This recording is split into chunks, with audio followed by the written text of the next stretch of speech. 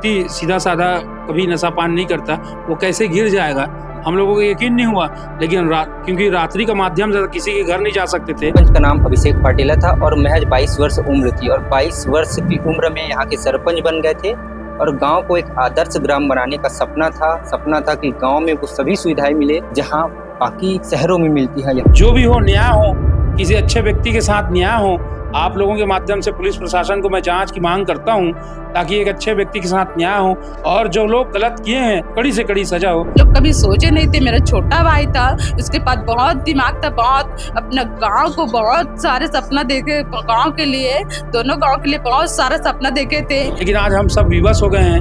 पता नहीं भविष्य में गांव का क्या होगा। लेकिन ऐसा 20-25 साल बाद ऐसा युवा सरपंच आया था जिसके साथ हम लोग नेतृत्व करते हुए बहुत गर्व हो रहा था। उनके साथ काम करने में बड़ा गांव को सुधारने में बड़ा मजा आ रहा था, आनंद आ रहा था।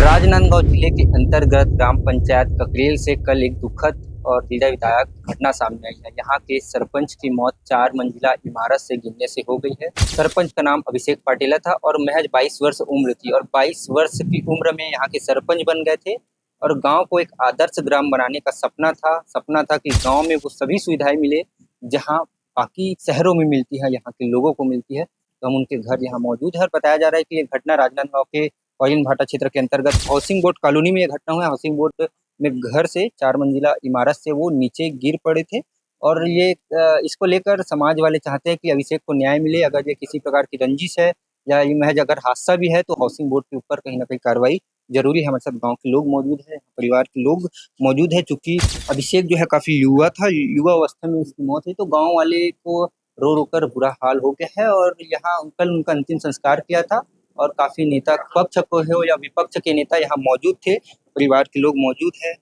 जी।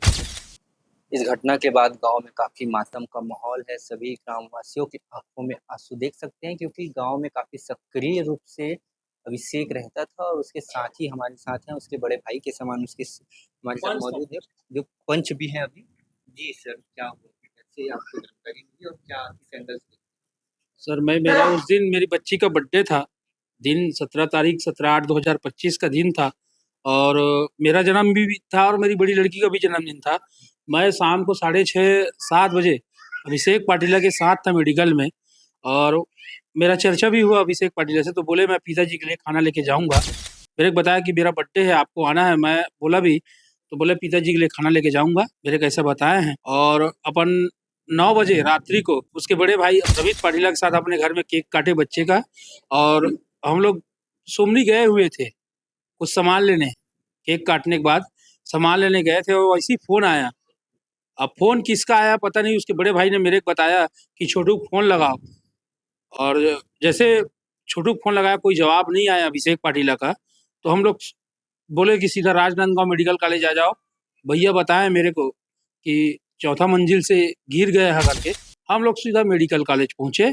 मेडिकल कॉलेज जब पहुंचे रात में 12:30 बजे की बात है ये। 12:30 बजे रात को हम मेडिकल कॉलेज पहुंचे। मेडिकल कॉलेज में हम जब पहुंचे तब हमने देखा कि डॉक्टर साहब कोशिश कर रहे थे, जीवन एम्पूल लगा रहे थे, जीवन रक्षक एम्पूल लगा के सीने में पंप कर रहे थे सभी डॉक्टरों की 8 टीम थी वहां पर। 8 लोग खड़े थे, कोई मुंह में पाइप डाल रहा था, कोई सीना दबा रहा था। डॉक्टर के साहब द्वारा बहुत कोशिश की गई और अंततः हमें 1-1:30 बजे रात को बताया गया कि अब इनका श्वास नहीं है। तो क्या जानकारी मिली आपको? उसके दोस्तों ने, आसपास फिर के लोगों ने? हाँ, फिर उसके बाद हमने जो दोस्त उनको हॉस्पिटल लेके आए थे। इस बीच हम तो उनके दोस्तों से पूछे नहीं क्योंकि ट्रीटमेंट चल रहा था, तो हम लोग ने ज़्यादा सवाल पूछे नहीं थे। लेकिन अब डॉक्टर साहब जब बोले तो फिर उनके दोस्तों से हम लोग सवाल पूछे। उनके दोस्तों से पूछा कि ये कैसे गिरा, कहाँ थे? तब बताया कि ये कॉलिन भाटा housing board colony, Deendayal Nagar के पीछे वैशाली नगर, कॉलिन भाटा, वहाँ ये आता था और हमेशा आता था। ये एक बार भी नहीं आया, ऐसा नहीं 40-50 बार आ गए यहाँ पर। बताए उनके दोस्तों के द्वारा बताया गया ये बात। और दोस्तों के द्वारा जब बताया तो हम लोग ना रात में तो यकीन कर लिए इस बात को कि चलो भाई ठीक है कि रात में आए थे, 50 बार आए हैं। कि हम लोग फिर भी बोले कि हम लोगों को यकीन नहीं हो रहा है कि जो व्यक्ति सीधा साधा कभी नशा पान नहीं करता, वो कैसे गिर जाएगा, हम लोगों को यकीन नहीं हुआ।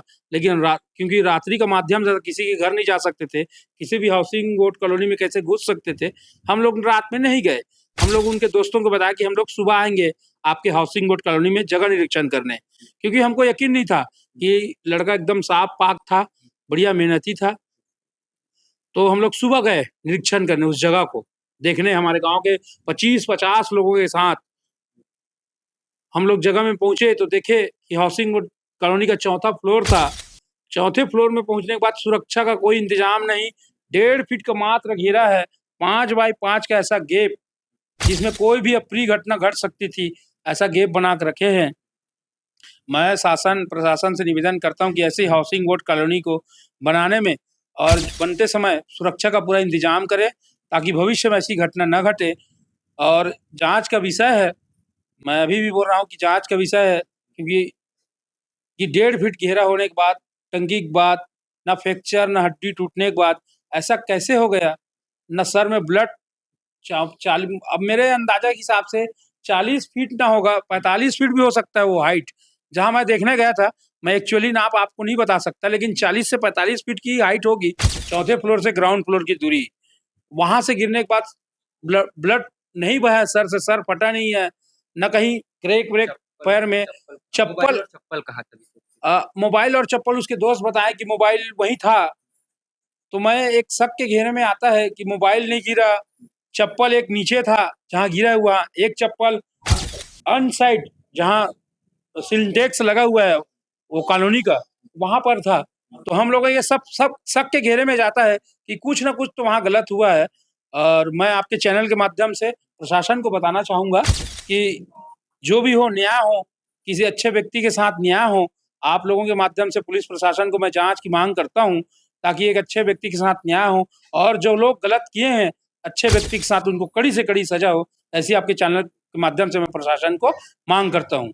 कोई खबर आई क्या कि अभिषेक की कहीं कोई दुश्मनी या किसी टाइप की झगड़े की? नहीं, मैं एक चीज इसमें बोलना चाहूंगा कि अभिषेक सिर्फ 22 साल का युवा सरपंच था, क्योंकि वो बचपन से ही समाज के प्रति ध्येय रखता था, समाज के प्रति काम करता था। सतनामी समाज, जिस समाज में वो पैदा हुआ, हम लोग सतनामी समाज से आते हैं, सतनामी समाज के ओर के लिए बहुत प्रेम था उसको।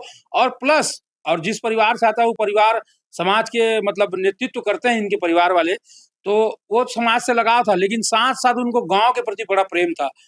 उनका सपना था कि मैं अपने सपनों का गांव बनाऊं, अपने सपने के तरीके से गांव को उज्जवल बनाऊं, ऐसा सपना अभिषेक पाटिला देखते थे और मैं उनके सपने में पूरा साथ था। मैं उनके एक कदम के कदम के साथ चलता था। लेकिन मैं आज भी उनकी मृत्यु के साथ मेरा सपना भी टूटा है, मेरा भी हृदय बहुत घात हुआ है। मैं अपने सपनों का गाँव, उनके सपने के गाँव में भी मैं सहयोग करता था, लेकिन आज हम सब विवश हो गए हैं। पता नहीं भविष्य में गाँव का क्या होगा, लेकिन ऐसा 20-25 साल बाद एक ऐसा युवा सरपंच आया था जिसके साथ हम लोग नेतृत्व करते हुए बहुत गर्व हो रहा था। उनके साथ काम करने में बड़ा मतलब गाँव को सुधारने में बड़ा मजा आ रहा था, आनंद आ रहा था। वो सब हम लोगों के बीच चला गया है और बड़ा सादगी के साथ कहना चाहूंगा कि बड़ा क्षतिपूर्ति है जिसकी खाना पूर्ति कोई भी नहीं कर सकता। नमस्ते, मैं अभिषेक की बड़ी बहन हूँ। मेरे पापा एडमिट थे हॉस्पिटल में, तो मेरा छोटा भाई था वो फर्स्ट दिन से पहले था वहाँ हॉस्पिटल में, फिर सेकंड दिन वो नाइट में हॉस्पिटल में पापा के लिए खाना ले जाने आए थे वो।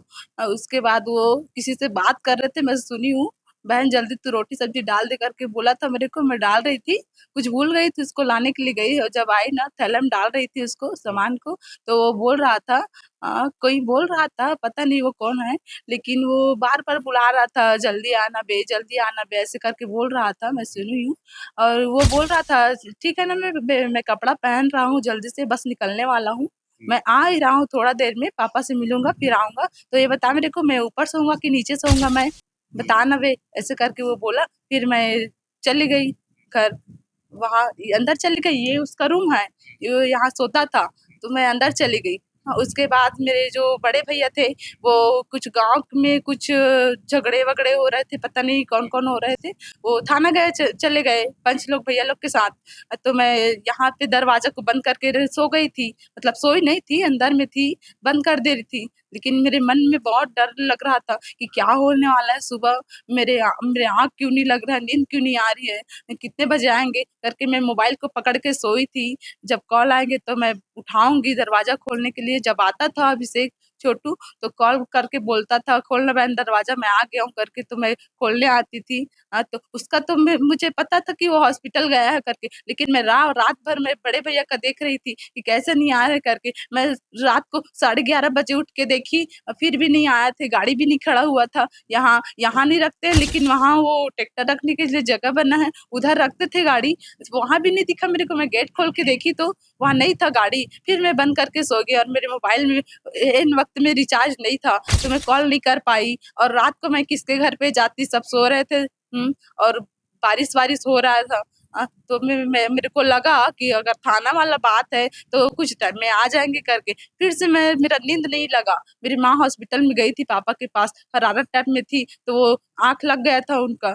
मैं बार-बार उसको जगा रही, "माँ उठो ना, मेरे को कुछ अच्छा नहीं लग रहा है, मेरे को बेचैनी हो रहा है, माँ उठो ना" करके मैं उसको बार-बार जगा रही थी। 3 बार करके मैं जगाई।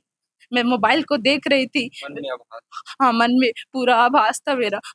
मैं सोने की कोशिश कर रही थी, लेकिन मेरा आँख लगा ही नहीं। मेरा वही टाइम में मेरा भाई के साथ कुछ हुआ है, वही टाइम में, लेकिन मेरे को कैसे पता चलेगा? नहीं, वो किसी को, इतना बड़े परिवार है, किसी को एक मैसेज भी नहीं किया कि मैं इतना बड़ा प्रॉब्लम में हूँ भाई, या कॉल भी करता तो यहाँ चले जाते। 2 घंटा टाइम था उसके पास। अगर पता चलता तो ये सब होता नहीं। ये होता नहीं। हम लोग, मैं देख रही थी ना, मैं 2 बजे भी उठी, आए नहीं थे भैया, मैं सो गई। कम से कम 5 बजे मेरा आँख लगा। हाँ, 4 साढ़े 4 के बीच में मेरा आँख लगा और 5:30 के बीच में ना मेरे को कॉल आता है। ये पास वाली भाभी है, मेरे बड़े पापा की बहू है, वो कॉल करके मेरे को बाहर बुलाती है कि "रीना तू आ बाहर, तेरे बात करना है तेरे से" करके। मैं डर गई, क्या हो गया? मेरे पापा एडमिट है, ऐसे करके मेरे को रात के भी बहुत ख़्याल आ रहे थे कि कुछ हो गया क्या मेरे पापा को करके। लेकिन उनको नहीं हुआ था कुछ। मैं बाहर आई तो भाभी बताती है, "एक्सीडेंट हो गया है रीना" करके। "किसका हो गया है एक्सीडेंट?" करके मैं पूछी। तो छोटू अभिषेक का हो गया एक्सीडेंट करके। "तो वो कैसे होगा? वो तो पापा के पास चला गया था जब हमने 9 साढ़े 9 बजे फ़ोन करके पूछे, तो वो तो बोला हॉस्पिटल में हूँ" करके। पापा को मैं पूछी तो आ गया है छोटू करके बताए थे वो। तो मैं बोल रही थी उनको कि कहाँ जाएगा वो? तो मेरे को मन में ख़्याल आया कि हाँ, कोई ना तो उसको बता रहा, वो पूछ रहा था "आ तू जल्दी आ" करके, भई बस वहीं गया होगा करके। तो मैं जान गई थी, मैं पापा को बोली कि "पापा वहाँ जाने ना देना उनको, वहाँ सो जाना" ऐसे करके बोलना करके। वो बात नहीं सुना। उसको प्रेशर था, "आ मतलब आ" ऐसे करके। आप लोग क्या चाहते हैं? तो हम लोग चाहते हैं, हम लोग कभी सोचे नहीं थे, मेरा छोटा भाई था, उसके पास बहुत दिमाग था, बहुत अपना गाँव को बहुत सारे सपना देखे, गाँव के लिए, दोनों गाँव के लिए बहुत सारा सपना देखे थे। बहुत दिमाग था उसके पास, छोटेपन से ही बहुत उसमें ना बहुत ही शिक्षित और बहुत बड़े-बड़े जो ये रखते हैं, बड़े-बड़े सोच रखते हैं ना बड़े लोग, उतना जैसा सोच वो छोटे से बचपन से ही रखते थे। स्कूल में भी बहुत चाहते थे, जाके बच्चे लोग को पढ़ाते थे। पूरा सर मैडम उनको बहुत दिल से चाहते थे, गाँव में भी बहुत चाहते थे उसको लोग। और आराम से समझिए। मेरे छोटा भाई को इंसाफ चाहिए। जब 22 साल की उम्र में मैं इतना पहचान बना रखा था, इतना मेरे पापा जी नहीं बना पाए थे ना, भैया बड़े भैया भी नहीं बना पाए थे, उतना पहचान उनको वो बना चुके थे। बहुत सारे समाज के लिए काम किए हैं वो। मैं चाहती हूँ मेरे भाई को इंसाफ मिले और कुछ नहीं चाहिए मेरे को। अगर वो हादसा है तो हादसा मानेंगे, अगर वो साजिश का है तो हम उनको इंसाफ दिला के रहेंगे।